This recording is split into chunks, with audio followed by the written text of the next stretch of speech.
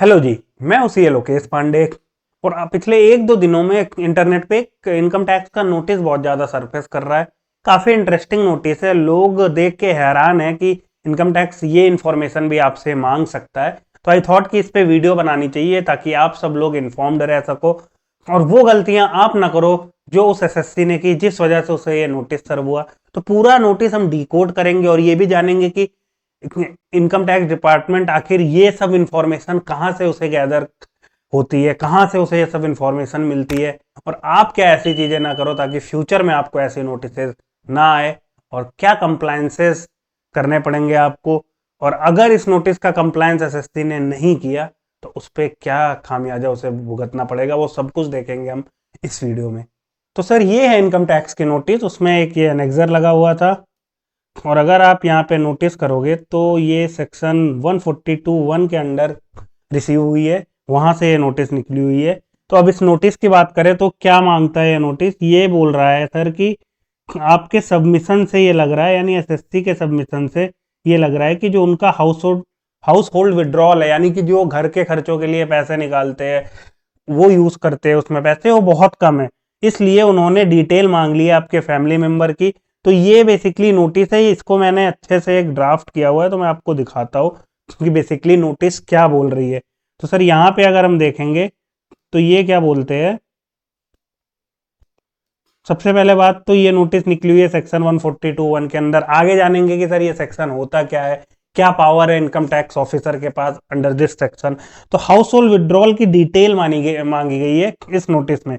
Notice क्या mention करती है कि जो हाउस होल्ड विड्रॉल है एसएससी का, वो बहुत ही लो है। एसएससी की बात की जाए तो सर वो पर्सन जिसके इनकम एसएस होती है। तो यहाँ पे हम अगर मिस्टर वाई मान लेते हैं इसको, तो नोटिस क्या कह रही है सर कि मिस्टर वाई की जो हाउस होल्ड विड्रॉल है सर वो बहुत ही कम है। इसलिए मिस्टर वाई को क्या जरूरत है कि वो प्रोवाइड करे डिटेल किसकी, अपने फैमिली मेंबर्स की, उनके प्रोफाइल की कि वो क्या करते हैं, कहाँ काम करते हैं, उनके पैन नंबर की और उनकी क्या एनुअल इनकम है। मतलब एक पर्सन है जिसकी household withdrawal according to income tax department उन्हें बहुत कम लग रही है।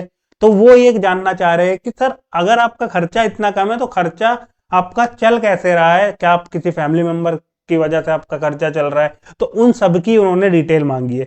ठीक है, एक तो ये मांग लिया। अब आगे देखते हैं, ये बहुत इंपॉर्टेंट है, ये पहली बार मैं देख रहा हूं और ये ऐसा कभी इनकम टैक्स डिपार्टमेंट करता नहीं है। ये क्या मांग रहे हैं सर, ये मांग रहे हैं मंथली राशन का क्या आपका एक्सपेंस है, यानी आप मंथली राशन में कितना खर्च कर रहे हो। तो एसएससी को क्या, यानी मिस्टर वाई को क्या चाहिए सर, डिटेल चाहिए, ब्रेकअप देना है सर कितनी क्वांटिटी और क्या रेट लग रहा है जो भी आपके मंथली एक्सपेंसेस है।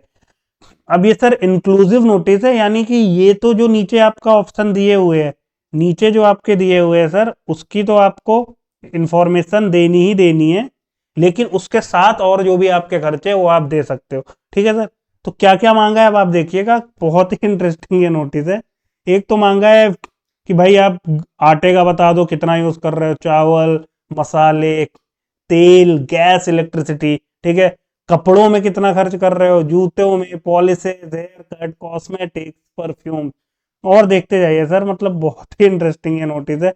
सोशल इवेंट में आप कितना खर्चा कर रहे हो, कहीं आप कंसर्ट वंसर्ट में जा रहे हो, कहीं घूमने जा रहे हो, उसमें कितना कर रहे हो, स्टूडेंट की फीस में कितना कर रहे हो, किताबों में कितना कर रहे हो सर, क्लोथिंग में कितना कर रहे हो, और रेंट में कितना कर रहे हो। उसके बाद सर अगर आपके पास कार है तो कार चलाने में, उसके इंश्योरेंस में, हेल्थ के इंश्योरेंस में, बिल्डिंग के खर्चों में, बिल्डिंग के इंश्योरेंस में सर, लाइफ इंश्योरेंस में, या अगर आप वैसे ऐसे रिलेटिव्स होते नहीं है, आप रिलेटिव्स को गिफ्ट दे रहे हो या किसी और को भी गिफ्ट दे रहे हो तो उसमें क्या आप खर्च कर रहे हो, रेस्टोरेंट में विजिट कर रहे हो तो उसके क्या एक्सपेंसेस है, लोगों से मिल रहे हो, सोशल इवेंट में जा रहे हो, उसके क्या एक्सपेंसेस है, सिमिलर आपके डे टू डे जो भी खर्चे है उसकी डिटेल सर इस नोटिस में मांगी गई है। अब बात करते हैं सर नॉन सबमिशन कॉन्सिक्वेंसेस की। अगर इसने ये नोटिस एसएससी यानी मिस्टर वॉई ने इसका रिप्लाई नहीं दिया तो उस पर क्या नुकसान हो सकता है। तो बात करते हैं कि अगर एसएससी सबमिट नहीं करता है ये सारी डिटेल जो भी ब्रेकअप माना गया है, या फिर अब बात हम करें कोई और मेंबर अगर उसका खर्चा मिस्टर वाई के फादर कर रहे हैं, कोई और उसका खर्चा बियर कर रहा है, उनकी डिटेल नहीं देता है, या उनके हाउस विड्रॉल जो भी हाउस विड्रॉल के बारे में मांगे गए उसकी डिटेल नहीं देता है, तो जो ऑफिसर्स होंगे, इनकम टैक्स ऑफिसर्स, वो क्या कंसीडर कर लेंगे, वो कर लेंगे कि आपका जो हाउस होल्ड विड्रॉल है सर ईयरली वो कितना है, 10 लाख है। ये सर बहुत ध्यान देने वाली बात है। अगर यहाँ पे 10 लाख उन्होंने कंसीडर कर लिया तो सर अगर आपका खर्चा 10 लाख है तो इसका मतलब इनकम ज्यादा होगी, तभी आप 10 लाख खर्चा कर पा रहे हो।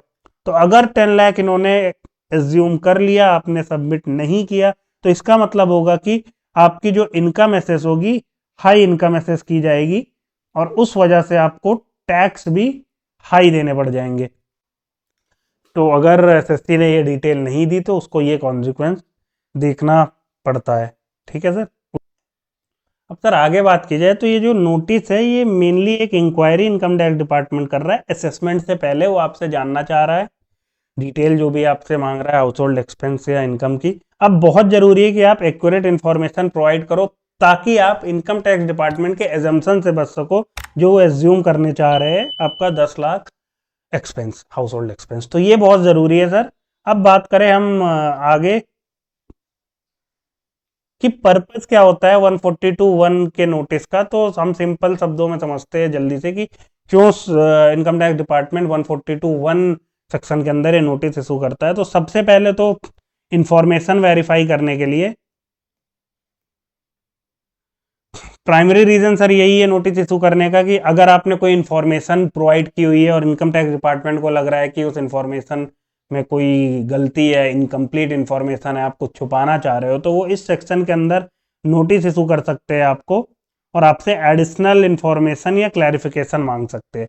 दूसरा सर मान लीजिए आपने इनकम टैक्स रिटर्न ही फाइल नहीं किया हो, तो उस केस में भी अगर इनकम टैक्स डिपार्टमेंट अपने रिकॉर्ड में चेक करता है, उसे लगता है कि कुछ आप चीजें छुपा रहे हो इसलिए आपने रिटर्न फाइल नहीं किया है, तो आपसे आपको ये नोटिस इस सेक्शन के अंदर इशू कर सकता है। तीसरी चीज, आपने रिटर्न तो फाइल किया है लेकिन आपके रिटर्न में कोई गलती है, कोई डिस्क्रिपेंसीज है, ये अनयूजुअल पैटर्न लग रहा है आपके रिटर्न में। मान लीजिए लास्ट ईयर आपने कुछ और इनकम दिखाई थी या इनकम सेम है, इस ईयर खर्चे आप ज्यादा क्लेम कर ले रहे हो, कुछ तो उसको उनको गड़बड़ी लग रही है, तो उस वजह से भी इस सेक्शन में नोटिस वो इशू कर सकता है। जैसे इस केस में हाउस होल्ड विड्रॉल लो है आपके इनकम के कंपैरिजन में, आपका 20-30 लाख इनकम है और विड्रॉल आपका बहुत कम है, तो ये कुछ चीजें होती है, पैरामीटर्स होते हैं जहां से इनकम टैक्स डिपार्टमेंट को लगता है, रेड फ्लैग्स होते हैं बेसिकली, जहां से उनको लगता है कि कोई दिक्कत है और वो इस सेक्शन में फिर आपको नोटिस इशू कर सकते हैं ताकि आप एक्सप्लेनेशन दो या सपोर्टिंग डॉक्यूमेंट्स लगा के दो। उसके बाद बात करें सर तो असेसमेंट प्रोसेस में भी मान लीजिए असेसमेंट चल रहा है आपका, उस केस में भी ये पार्ट है 142(1) की नोटिस, वहां पे वो इशू कर सकते हैं जिसमें आपके डिटेल मांग सकते हैं इनकम की, एक्सपेंस की, एसेट्स या लाइबिलिटीज की। और सर कभी कभी कंप्लायंस रिक्वायरमेंट के लिए भी मैंडेटरी है कि इनकम टैक्स डिपार्टमेंट ऐसी नोटिस इशूज करे और अगर आपने नोटिस को फुलफिल नहीं किया तो आपके ऊपर पेनाल्टी हो सकती है या बेस्ट केस में हो सकता है best judgement assessment. Worst case में आपके लिए बेस्ट जजमेंट असेसमेंट क्या हुआ सर, जैसे इन्होंने बोला कि अगर आपने इंफॉर्मेशन सबमिट नहीं की तो सर आपको वो जो हाउस होल्ड एक्सपेंस है वो 10 लाख मान लेंगे। तो अगर खर्चा ही 10 लाख मान लिया तो सोचिए फिर इनकम तो आपकी बढ़ जाएगी ना ऑब्वियसली, क्योंकि किसी का खर्चा 5 लाख, कोई इनकम 5 लाख है तो 10 लाख तो खर्च नहीं कर सकता ना, इनकम ज्यादा होगी तभी 10 लाख खर्च करेगा। ठीक है सर। अब हम बात करें इस केस में तो क्या स्पेसिफिक रीजन रहा होगा कि ये नोटिस इशू की गई है, ये लोगों को काफी एक जानना होगा बेसिकली कि क्या रीजन हो सकता है कि इनकम टैक्स डिपार्टमेंट ने ये नोटिस सर इशू की है। तो सर सिंपल सी बात है कि रीजन की हम बात करें तो सबसे पहले तो यही है कि उनको विड्रॉल जो लगा होगा काफी लो लगा होगा। एओ ने को ये लगा होगा कि जो रिपोर्टेड हाउस होल्ड विड्रॉल है वो काफी लो है, बहुत ही लो है इनकम के कंपैरिजन से। वही मैं बात कर रहा हूँ कि इनकम आपने 10-20 लाख दिखाई है और विड्रॉल आपका 1-2 लाख रुपए है, तो इन चीजों से कहीं ना कहीं उनको ट्रिगर हुआ होगी कि सर आप अनरिपोर्ट कर रहे हो अपने इनकम और एक्सपेंस को। अगर आप इनकम को अनरिपोर्ट करोगे तो सर इससे क्या होगा, आपकी जो टैक्स लायबिलिटी होगी ऑब्वियसली कम हो जाएगी, तो ये इनकम टैक्स डिपार्टमेंट को लगा होगा। उसके बाद बात करें तो डिटेल्ड स्क्रूटनी करना चाह रही होगी, एओ ने आपके रिटर्न देखी होगी, मिस्टर वाई की रिटर्न देखी होगी और वो चाह रहे होंगे कि सर जो भी खर्चे हैं उनकी सारी डिटेल और इनकम सोर्सेज उन्हें पता चले। या फिर सर सबसे बड़ा रीजन होगा टैक्स इवेजन को प्रिवेंट करने का, डिटेल्ड इंफॉर्मेशन एओ इसलिए मान रहा है ताकि उसे ये मिल सके कि कहीं आप पोटेंशियली कोई टैक्स इवेजन तो नहीं कर रहे हो, आप अपनी इनकम जानबूझ के तो लो रिपोर्ट नहीं कर रहे हो ताकि आपको टैक्स कम पे करना पड़े। तो अगर वो नोटिस इशू करेगा, आपके पास डिटेल नहीं होंगी, तो ऑब्वियसली फिर आपको टैक्स देना पड़ जाएगा। ठीक है, अब कंसिक्वेंसेस की बात करें कि अगर आप इसको नॉन कंप्लायंस करते हो तो सर जैसे आगे भी हमने देखा था सिंपल सा कि नॉन कंप्लायंस अगर आप करोगे, इंफॉर्मेशन प्रोवाइड नहीं करोगे, तो एओ क्या एज्यूम कर लेगा sir, higher household withdrawal आपका 10 लाख का कर लेगा, जिससे कि आपकी टैक्स लाइबिलिटी ऑटोमेटिकली बढ़ जाएगी, टैक्स डिमांड हायर हो जाएगा और पेनाल्टी भी लग जाएगी। ठीक है सर, कुछ इंटरेस्टिंग क्वेश्चन हो सकते हैं as an SSC, as an taxpayer, as an normal man, common man, कुछ आपके इंटरेस्टिंग क्वेश्चन हो सकते हैं जिसका जवाब आप जानना चाहते हो। तो मैं वो क्वेश्चन की डिटेल लेके आया हूं ताकि आप समझ सको और फिर मैं उसका आंसर करूंगा ताकि फ्यूचर में आपको ऐसा नोटिस ना झेलना पड़े। तो सर पहले क्वेश्चन की बात करें तो क्वेश्चन आपका एक ये बनता है कि from where they get the detail of my household withdrawal. Sir income tax department को आखिर पता कहां से चल जा रहा है कि मैं कम निकाल रहा हूं पैसा या हाउस होल्ड विड्रॉल मेरा ज्यादा है, इंफॉर्मेशन मिल कहां से रही है? तो सर सिंपल सी बात करें तो मेन चीज जो होती है जहां से वो पकड़ते हैं वो होता है पैन। आपका पैन हर जगह लिंक होता है, बैंक अकाउंट में हो गया, आप क्रेडिट कार्ड ले रहे हो या कहीं आप खर्चा कर रहे हो, कोई कार लेने जाते हो तो वहां पे भी आपको पैन देना पड़ता है अगर आप सर्टेन अमाउंट से ज्यादा की ले रहे हो। तो अगर इसको हम और डिटेल में समझे तो इनकम टैक्स डिपार्टमेंट के पास बहुत से सोर्सेज है जहां से वो क्रॉस वेरीफाई करता है जो भी आपने इंफॉर्मेशन अपने इनकम टैक्स रिटर्न में प्रोवाइड कर रखी है। तो कुछ पॉसिबल वेज हम डिस्कस करते हैं कि क्या हो सकता है। कुछ पॉसिबल वेज सर, पहली तो फॉरमोस्ट चीज बैंक स्टेटमेंट आपकी ना एसेस कर सकता है डिपार्टमेंट आपकी बैंक स्टेटमेंट, जहां पे से क्या रिफ्लेक्ट होता है सर, आपके विड्रॉल, डिपॉजिट या कोई और अदर ट्रांजेक्शन। अब सर अगर आपके विड्रॉल अनयूजुअली लो लग रहे हैं compare to your reported income, ये एक रेड फ्लैग क्रिएट करता है। क्यों? अब वही बार बार मैं एग्जांपल दे रहा हूं कि आपकी इनकम ज्यादा है लेकिन विड्रॉल काफी कम है आपका, तो ये एक तरीके से रेड फ्लैग है कि इतना इनकम आपने एक्यूमुलेट कर रखी है, या तो इसका मतलब आपके पास ब्लैक मनी हो सकता है या फिर आप किसी और सोर्स से इनकम कमा रहे हो जो आपके बैंक अकाउंट में नहीं दिख रही या जिसपे आपने टैक्स नहीं दिया हुआ है। तो इसके बाद सर हम बात करें क्रेडिट कार्ड स्टेटमेंट, ये भी आम लोग इस पे काफी ध्यान दें क्योंकि कॉमन लोग क्रेडिट कार्ड बहुत यूज करते हैं। तो इनकम टैक्स डिपार्टमेंट रिव्यू कर सकता है आपका क्रेडिट कार्ड स्टेटमेंट और आपका खासकर आपके स्पेंडिंग पैटर्न, आप खर्च किस तरीके से कर रहे हो, क्या आपके खर्च करने का पैटर्न है साल दर साल। अब अगर आपके रिपोर्टेड एक्सपेंस सर काफी लो है compare to credit card uses, यानी क्रेडिट कार्ड आप यूज तो बहुत कर रहे हो लेकिन जो आपने एक्सपेंस दिखा रखे हो बहुत कम दिखा रखे, तो सर ये फिर से आप पे स्क्रूटनी हो सकती है। रीजन सिंपल था कि क्रेडिट कार्ड आप यूज कर रहे हो तो ऐसा तो है नहीं कि क्रेडिट कार्ड आपने यूज किया वो फ्री का पैसा है, आपको दोबारा उसको लौटाना नहीं है उस अमाउंट का, तो यानी आप यूज बहुत कर रहे हो, खर्च आप कम दिखा रहे हो, तो इसका मतलब इनकम तो आपके पास है ना, और वो आपने बहुत कम रिपोर्ट कर रखी है। इसके बाद हम बात करें सर तो थर्ड पार्टी इंफॉर्मेशन। कभी कभी क्या होता है इन डिपार्टमेंट बहुत जगह से इंफॉर्मेशन रिसीव करते हैं, जैसे कि आपके फाइनेंशियल इंस्टीट्यूशन हो गया, एम्प्लॉयर के थ्रू या दूसरी एंटिटीज के थ्रू। इससे उनको पता चलता है कि क्या डिस्क्रिपेंसी हो सकती है आपके रिपोर्टेड इनकम में और एक्चुअल स्पेंडिंग में। अगर एक एग्जांपल मैं दूं, फॉर एग्जांपल आपने अपनी इनकम बहुत लो दिखाई है लेकिन आप एसआईपी में हर महीने बहुत ज्यादा अमाउंट डाल रहे हो, तो ये यहां से डिस्क्रिपेंसी इजीली पकड़ में आ सकती है कि इनकम तो आप इनकम टैक्स पोर्टल में कम रिपोर्ट कर रहे हो लेकिन आप खर्च जो कर रहे हो यानी एसआईपी में पैसे डाल रहे हो वो ज्यादा डाल रहे हो। तो वो कैसे डाल रहे हो सर? ऑब्वियसली फिर आपका जो सोर्स ऑफ इनकम है वो कुछ और भी है जो कि आप रिपोर्ट नहीं कर रहे हो, यानी आप टैक्स इवेजन कर रहे हो।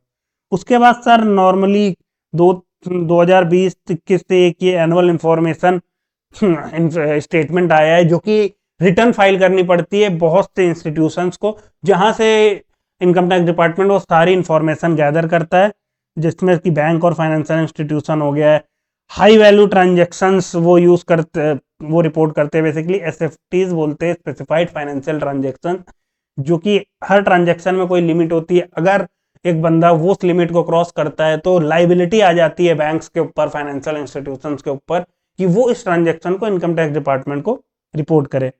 अब सर अगर सिग्निफिकेंट ट्रांजेक्शंस है आपके जो कि रिफ्लेक्ट नहीं हो रहे हैं आपके आईटीआर में, तो ये भी नोटिस ट्रिगर कर सकता है। टीडीएस रिकॉर्ड फिर एक अलग वो है कि आपका टीडीएस ज्यादा कट रहा है, आपने इनकम लो शो कर दी, तो इसका मतलब आपने क्या किया सर, टैक्स इवेड किया। तो सर ये कुछ तरीके हैं जहां से इनकम टैक्स डिपार्टमेंट नोटिस आपकी इंफॉर्मेशन गैदर करता है, और अगर उसे कहीं पे भी कुछ डिस्क्रिपेंसीज लगती है सर, तो वो आपको नोटिस इशू कर देता है। तो सर अब नेक्स्ट क्वेश्चन आता है कि एओ कहां से एज्यूम कर लेगा कि जो आपका हाउस होल्ड विड्रॉल है वो 10 लाख से ज्यादा है, किन सोर्सेस से वो ये चीजें एज्यूम कर सकता है। तो ये जानना बहुत जरूरी है ताकि आप भी अगर ऐसा कुछ करते हो तो उन चीजों में आप ध्यान रखो। तो सर पहली बात हम करें तो life style indicator, life style से वो आपके अंदाजा लगा सकता है कि आपके हाउस होल्ड एक्सपेंसेस कितने होने चाहिए, आपने कितने दिखाए हैं, तो क्या उसमें कोई डिस्क्रिपेंसी है। अब एग्जांपल की बात करें सर तो high value transactions, for example आपके जो बैंक में क्रेडिट हो रहा है या आप क्रेडिट कार्ड में जो यूज कर रहे हो सर, वो स्टेटमेंट शो कर रहा है कि काफी आप हाई वैल्यू वाले ट्रांजेक्शंस कर रहे हो, या फिर कोई लग्जरी परचेज आपने कर ली, कार खरीद ली सर आपने, मैकबुक खरीद लिया, आईफोन खरीद लिया, ये डिफरेंट डिफरेंट लग्जरियस कोई आइटम खरीदे, या फिर सर फ्रिक्वेंट ट्रेवल आप कहीं कर रहे हो, एक्सपेंसिव आपकी लाइफ स्टाइल एक्टिविटीज है, तो इससे ये वो पता लगा सकता है सर कि जो आपके हाउस होल्ड एक्सपेंसेस, घर के खर्चे, वो ज्यादा है किससे, जितने आपने रिपोर्ट किए। रिपोर्ट आपने कम किए, आपने इनकम सर कम दिखाई है, लेकिन आप फ्रिक्वेंट ट्रेवल कर रहे हो, लग्जरियस आइटम खरीद रहे हो, तो इन सब चीजों से सिंपली पता चल जाता है कि आप टैक्स का इवेजन कर रहे हो, यानी अंडर रिपोर्टिंग ऑफ इनकम कर रहे हो, और अंडर रिपोर्टिंग में सर बहुत ज्यादा पेनाल्टीज है। सर उसके बाद हम आगे बात करें तो आगे क्या हो सकता है, आपका प्रॉपर्टी एंड एसेट्स है आपके पास, आप हाई वैल्यू प्रॉपर्टीज ओन कर रहे हो, गाड़ियां हैं आपके पास सर, कुछ और ऐसी एसेट्स है जो हाई स्टैंडर्ड ऑफ लिविंग आपकी शो करती है। इन सब चीजों से एओ एज्यूम कर सकता है कि आपका जो हाउस होल्ड विड्रॉल है वो ज्यादा होना चाहिए, जबकि आपने कम दिखाया है। उसके बाद सर हम बात करें तो इनकम एंड प्रोफेशनल स्टेटस से भी एओ ये इन्फर कर सकता है। कैसे सर, मान लीजिए आप डॉक्टर हो, आप सीए हो, ऐसे आप एक ऐसे प्रोफेशनल हो जो कि हाईली रेप्यूटेड प्रोफेशनल है, तो यहां से एओ एज्यूम कर सकता है कि सर इनका जो पोटेंशियल इनकम लेवल होगा वो ज्यादा है, बट आपने दिखाया कितना है, कम दिखाया है।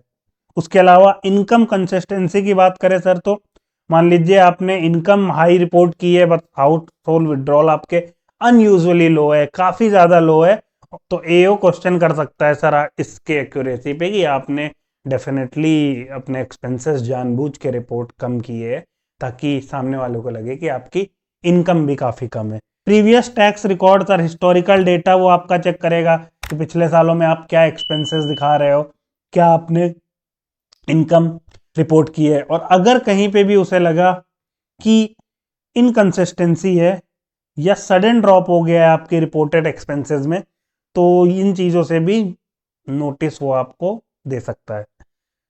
ये सर सब कर क्यों रहा है ये, ताकि आप टैक्स इवेड ना कर पाओ, यानी गवर्नमेंट का रेवेन्यू का लीक ना हो पाए, रेवेन्यू लीकेज ना हो पाए, क्योंकि डेफिनेटली अगर आप अपने खर्चे कम दिखाओगे तो आपको टैक्स भी कम देना पड़ेगा, क्योंकि इनकम आपकी कम, सामने वालों को लगेगा कि आपकी इनकम कम है तभी आपके खर्चे भी कम है। बट अगर आपने खर्चे कम दिखाए और इनकम ज्यादा है तो फिर एडिशनल आपको साथ में पेनाल्टी भी देनी पड़ेगी। तो इन बातों का आप ध्यान रखिए अगर नोटिस अगर आप पे आ गया।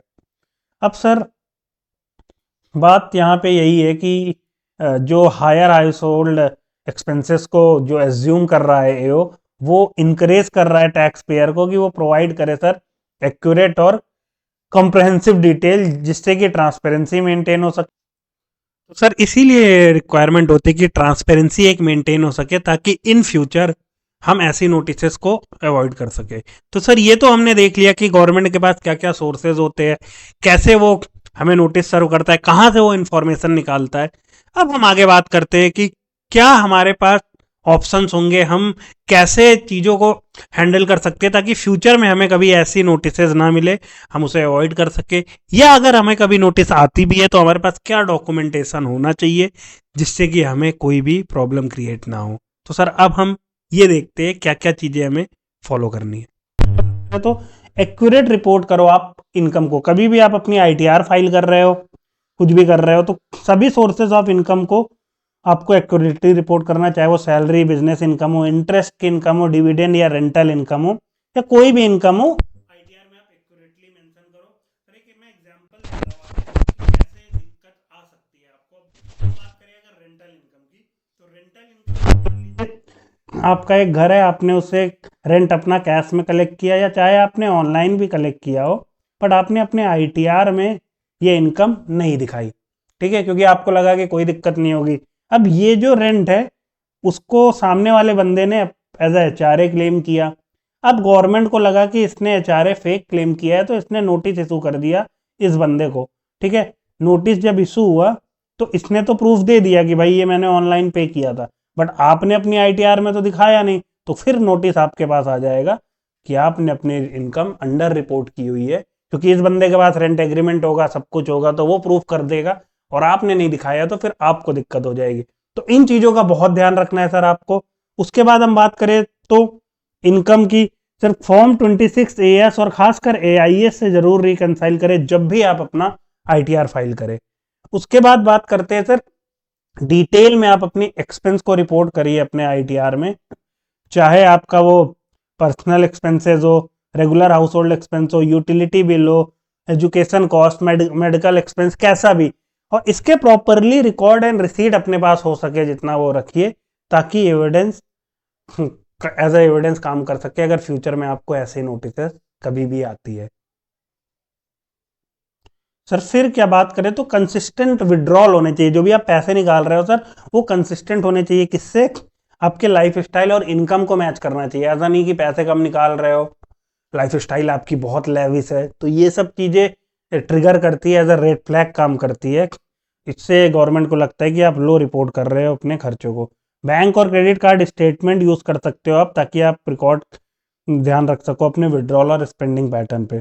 ट्रांसपेरेंसी होनी चाहिए सर आपके फाइनेंशियल ट्रांजेक्शन्स पे, खासकर हाई वैल्यू ट्रांजेक्शन्स पे, चाहे वो आप इनकमिंग यानी आप रिसीव कर रहे हो, या आउट गोइंग यानी आप पे कर रहे हो।